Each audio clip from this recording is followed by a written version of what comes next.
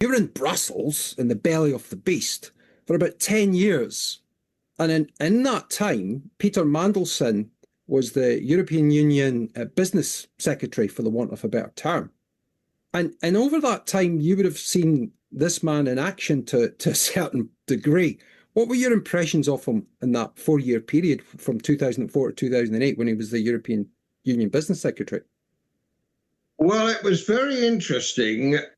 He was a guest of the Parliament. He was a speaker at the Parliament. And of course, it was thrown open to questions. And I was on the Economic and Monetary Affairs Committee at the time. And so I asked him some questions, which, as you can imagine, were fairly nuanced, fairly upfront, as I always do. It was quite an interesting thing because he had this great reputation for having something on somebody everywhere in all political parties.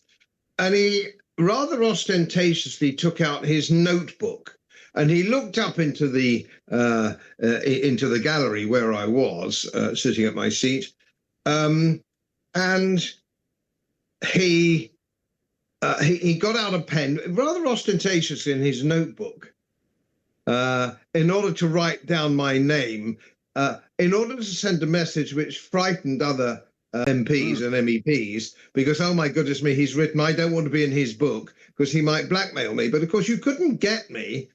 You couldn't blackmail me because I hadn't actually done anything.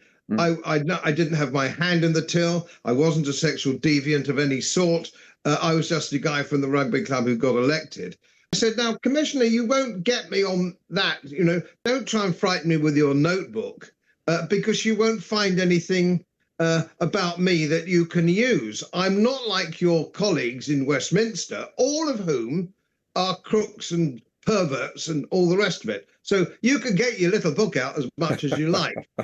It's not going to cut the mustard with me. So I'll be very obliged if you'd stop all that theatre and actually answer the questions, which, of course, he didn't do. It was before, sadly, it was before everything was recorded in the chamber. But that was his modus operandi. That's what he used to do.